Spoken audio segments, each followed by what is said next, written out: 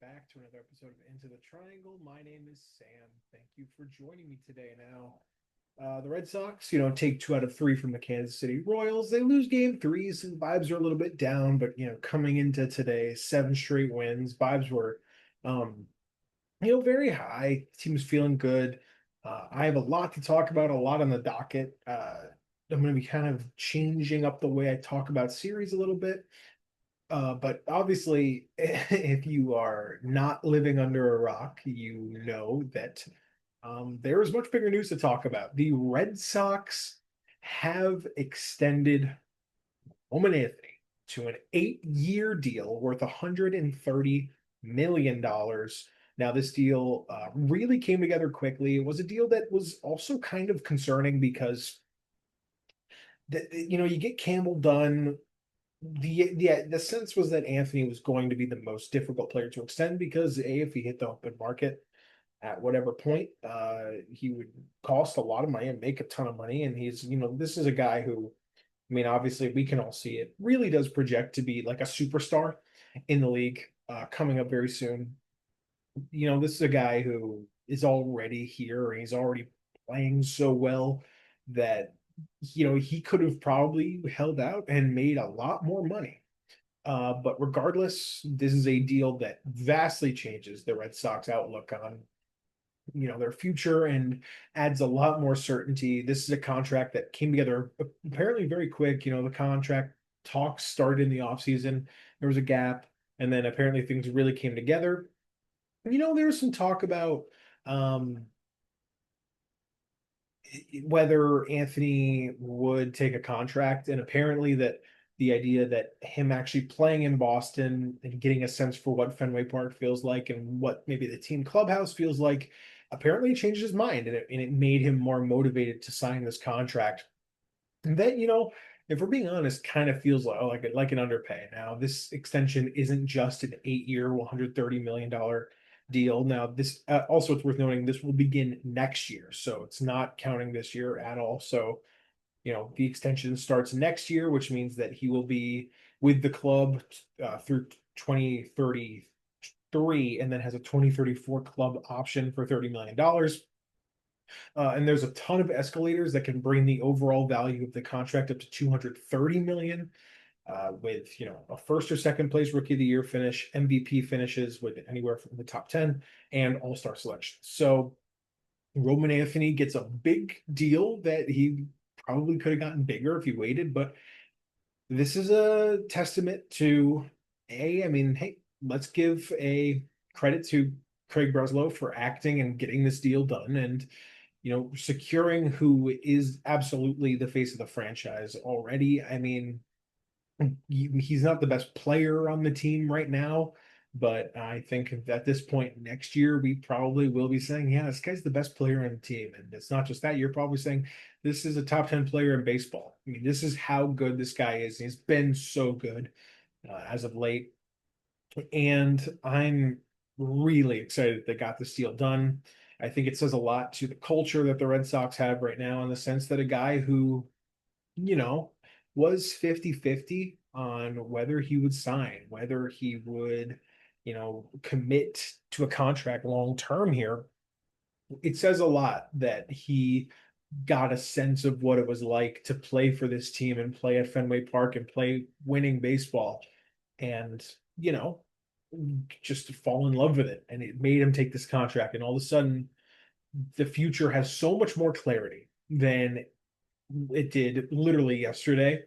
And now, regardless of what happened today, even with the loss, things just feel so much brighter now that you know that Roman Anthony is going to be a Red Sox for at least the next 8 or 9 years. Um, I think that, at the end of the day, this is the best news Red Sox fans could have had. And it was something that needed to get done. And I'm happy it got done. And, you're still going to find people like the people on 98.5, the Sports Hub, just still finding a reason to complain that, oh, I don't like it. This is called it a cheap team move. That's what the, guys were saying. And, uh, you know, how could you possibly hate this? It feels like you're looking for a reason to be upset, like, hey, we just got a very cheap extension to keep the absolute face of the franchise here for the next 8 or 9 years, and you're gonna find a way to complain. It just feels very bitchy to me, very lame. Celebrate the fact that Roman Anthony is gonna be 100% on the Boston Red Sox.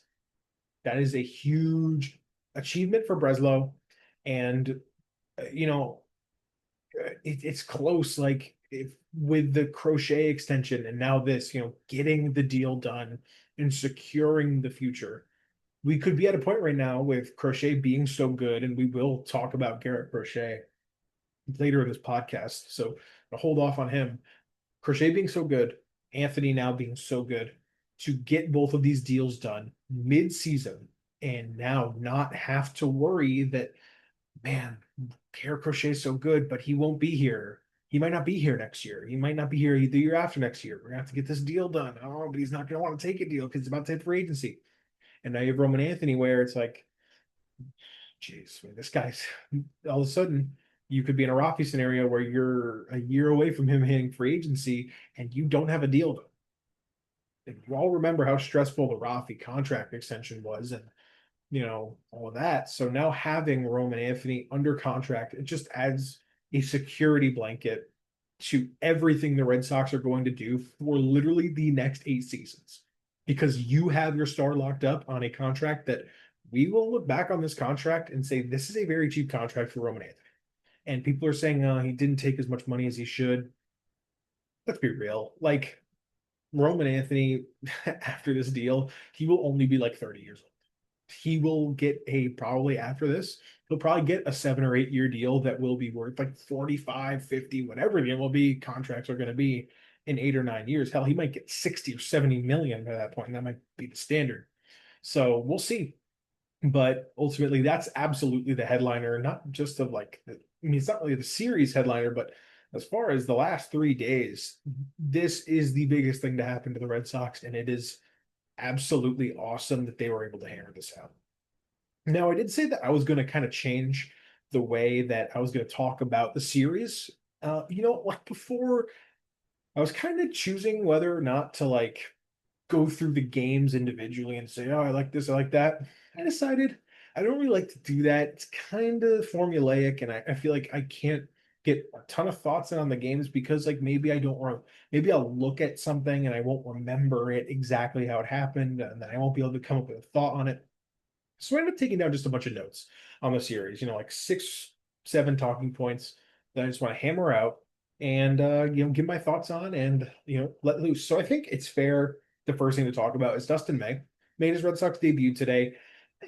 I'd be lying if I said it I was like thrilled or even happy with how he pitched. Pitched 3.2, 6 hits, 3 earned runs, 4 Ks, 1 walk. I think he hit a batter as well.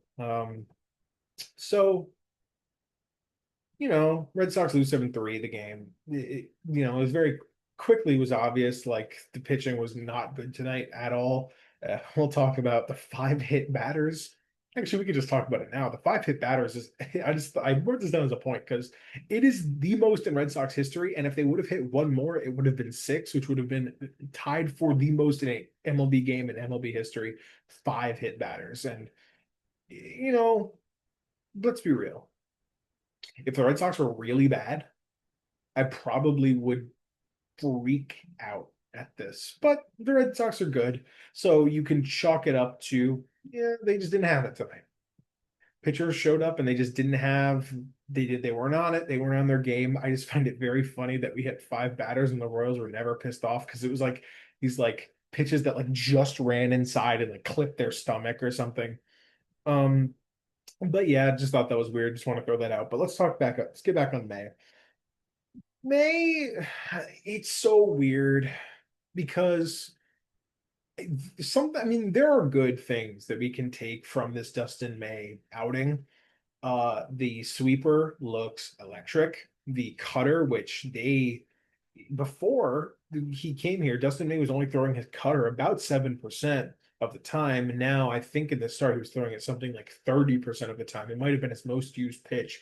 So rather than I what I thought they would do, which is what like I thought they would go heavy sinker and sweeper, which are like his two main pitches. It looks like they're going fastball cutter as like the two main pitches. Dustin May said that the front office and the pitching staff told him that they see that pitch as a quote weapon pitch, like a pitch that they can really use their advantage, weaponize, and make work. Just as he kind of develops his arsenal here a bit more.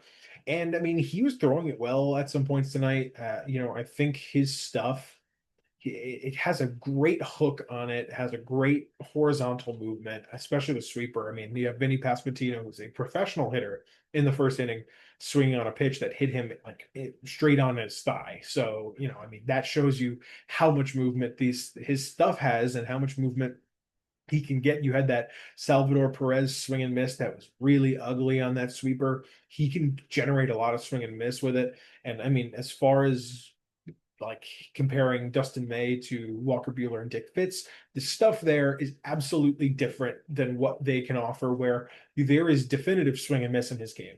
And that does play an important role when, you talk about Dick Fitz and Walker Buehler were both guys that consistently got in these two strike counts and then just could never put a batter away. They would always get these long at bats, and that would draw out these kind of, at bats and run up their pitch counts. And then ultimately, the longer an at bat goes, I think, the more likely a hitter is to get something off of you.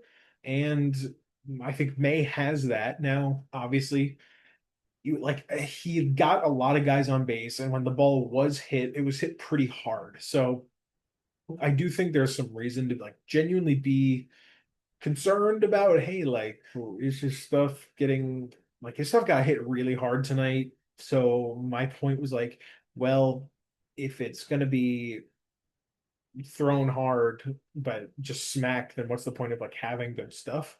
But there is something to be said about his difference in approach that Bueller and Fitz clearly don't have, which is he threw a lot of strikes. And I've gone on record about this before. I'd rather you throw strikes and get whacked around, and kind of just fight through it rather than walk a ton of batters, which Fitz and Bueller absolutely do. Especially Bueller, we know, and the walks are a real problem with Bueller. May was pounding the strike zone. He was filling the zone with strikes, throwing sweepers in the zone, cutters in the zone. His fastball kind of lost it. I'll talk about that in a second. But like he got strikeouts on sinkers and fastballs that were just in the zone. And like sometimes that's all it takes to get a strikeout. Just put it in the zone, and sometimes guys will watch it thinking it's a sweeper. And obviously, guys are prepping for that sweeper. So if you can pitch mix correctly, and once again, these catchers are just learning what May offers. So they will continue to work on this pitch mix. The pitching staff will continue to, or their coaches will, kind of continue to mess around with his arsenal and tinker it in different ways and find out what is ultimately the best way to go about things. So ultimately, I'm not panicking about May. And honestly, something I noticed, and we, I mean, as much as maybe they won't admit that it's true, I think May burnt himself out early in this start. Got May before his Tommy John was a guy that was like sitting 99, 100 on his fastball. Here, or this year, rather, after two Tommy Johns, he's sitting at about 96, 95, 96 on the fastball. In the first inning, he was pumping like 98 fastballs. And I think what he was trying to do was first start with a new team, first start at Fenway. I want to impress the fans. I want to impress the team. I'm going to go out and pump 98. And by the fourth inning, he was throwing 92. So obviously, I think they're going to talk with him and be like, hey, don't fucking throw 98 in the first inning, throw 96 your entire outing. It looked like he lost just like a lot of juice at the end. Like he was probably overhyping himself, went out trying to play hero ball, trying to pump 98, 99, and just cooked his arm too early in the start, which we can understand. We understand as humans the idea that you want to impress, especially when you're at home and Fenway's hopping and all that. Um, I'm not worried about May. I like the stuff that I saw. They're going to continue to work with it. And I have no reason to not believe that by the end of this run, hopefully they will be able to work him into a solid starter in down the stretch that can contribute to this team. And hey, like just put the ball in the zone and you can get those strikeouts. And hey, I think we saw that work a little bit. And, he had 4 strikeouts and 3.2. So it's like he was able to get some strikeouts, but the contact was just hard. They're going to obviously continue to work on that. We'll see what happens with May. A couple other things. Yoshida is really struggling. I wanted to point this down because he just took his first walk of the season yesterday, which was like a quiet kind of thing that happened that not a lot of people talked about. I mean, Yoshida has really been struggling, and as much as I kind of already want to give up on Yoshida, I mean, the guy missed like 80 games or something like that, like sitting out because the team just wanted to act like he didn't exist. And then he didn't get really like a ton of rehab outings. So I got like 4 or 5. So I can understand why he's not playing well, but at the same time, it just looks like such a different hitter than we've seen before. I don't know if he's going to work out his rust, but I really don't want to see him playing that much down the stretch. I mean, unless like you absolutely need him to, because he just hasn't, he's not playing well, and that's probably your fault because we've seen Masataka Yoshida be a good hitter. It's just a fact. It's probably your fault because you didn't play him and just kept him on the IL even though he wasn't hurt, and you just acted like he didn't exist. So that sucks. I mean, because like he could be a real weapon in this lineup. But right now it just looks like he has nothing going for him. And we'll see how much his playing time increases, decreases. Do they try to get him right by increasing his play time? Do they just once again kind of just act like he doesn't exist and play him like once every 5 days? We'll see what happens. Not sure what's going to go down there. Is Jordan Hicks cooked? I think he is. I'm kind of out on Hicks. I saw Jared Carrabis tweet this, and I was like literally thinking this the same thing. Gave up a 3-run home run tonight. I think he hit one batter. It's just like, man, the stuff is there. He throws like a 90, like a 101 mile an hour sinker that has a crazy movement that misses bats. And he's got a nasty sweeper that can really be worked. I just don't think he can throw strikes.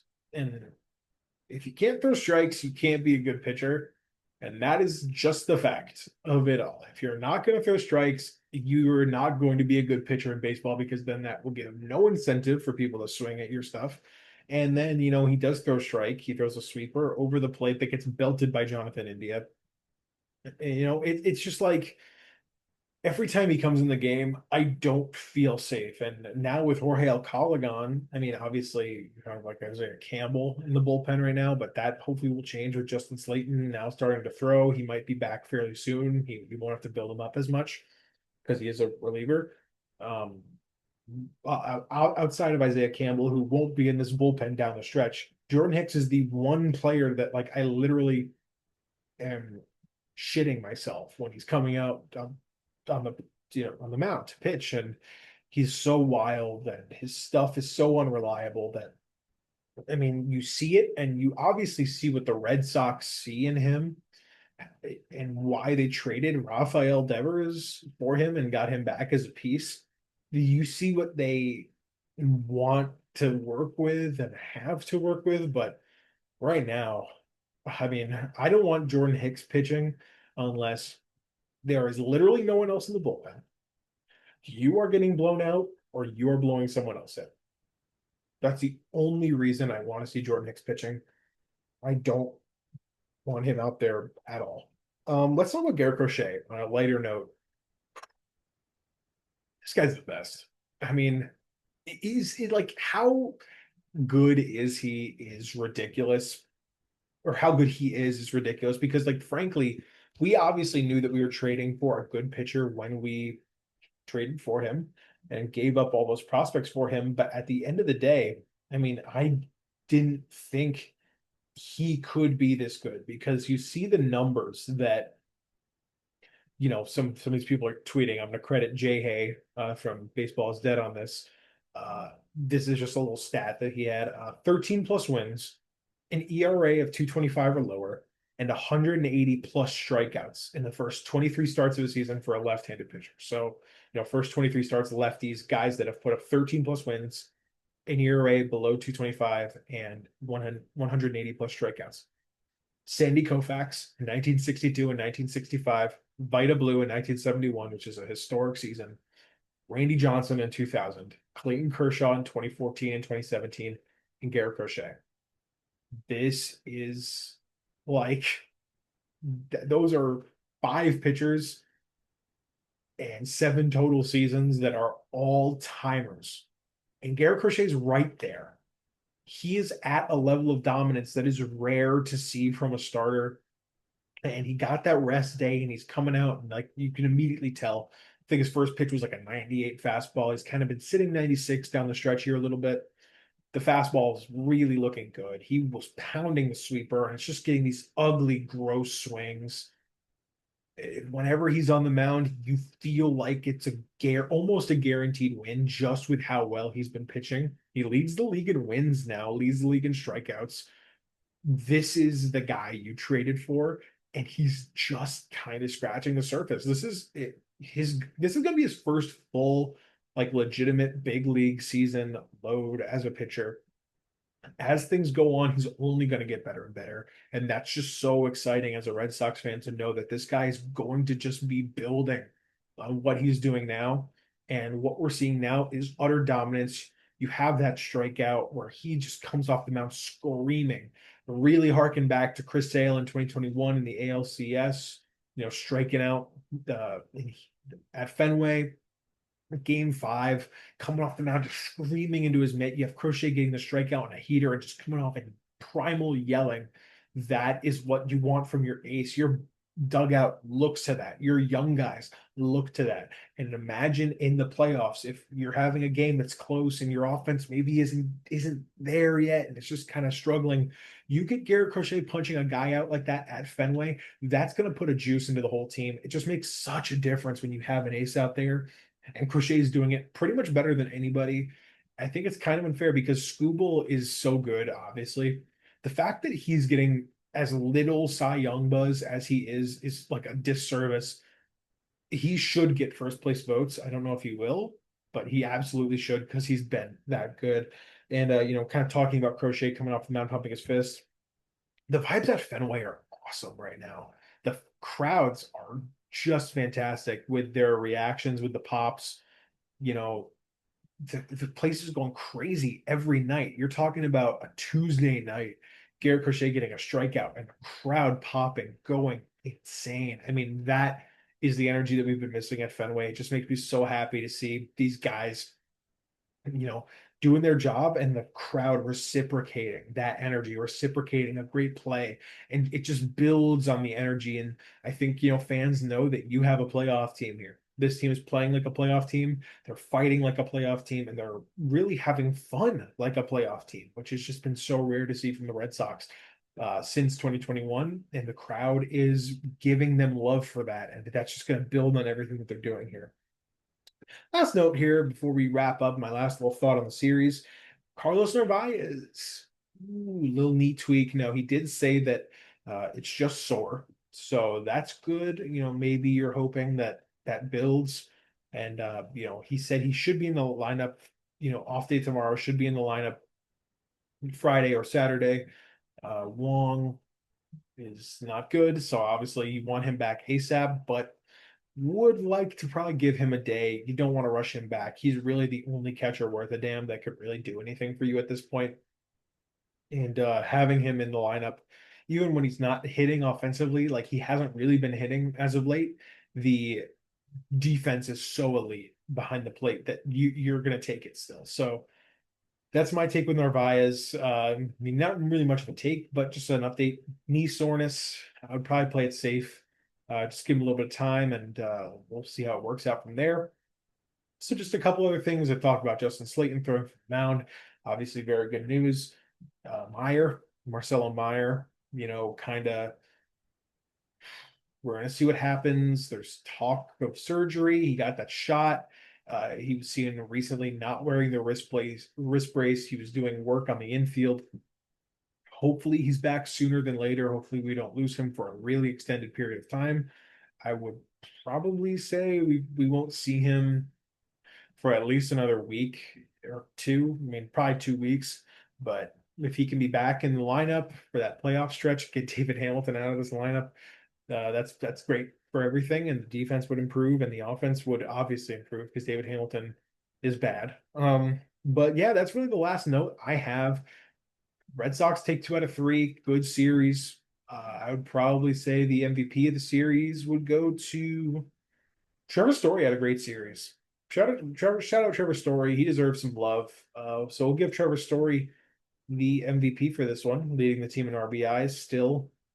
And Jaron also had a very good series. So shout out Jaron. But Trevor Story, I think, had an RBI in all 3 games. So that deserves love. We'll talk about that. And then also take a look here at their schedule. And I'll give a little series prediction here. Oh boy, this is rough. Friday, San Diego, Walker Buehler against old friend Nick Pivetta, who's been pitching great. I'll say that's a loss. Game 2, Giolito against Dylan Cease. Cease hasn't been that good this year. Uh, I'll say I'll say that's a win. I'll say it's a win. I like how Giolito's been pitching. And San Diego, or not San Diego, Sunday, 4:10 p.m. Eastern time start. Brian Bayo against TBD. I like that. So you know what? Give me 2 out of 3. Bring the momentum a little bit. We'll lose game 1 because Walker Buehler's on the mound, or maybe they'll find a way to win because they just seem to do that. But then in the last 2 games, hopefully with Giolito and Bayo on the mound, you can pull those out and then go back to Houston for another series and match up. This time you're going to be getting, 2 of their back end arms and then Hunter Brown. So we'll see how it all works out. Hopefully the boys can, continue to stack wins, and hopefully we have a happy podcast to do after the San Diego series. So I want to thank you guys for watching. I hope you all enjoyed. Give me your thoughts on the Roman Anthony extension, anything I talked about in this episode from the series in the comments below.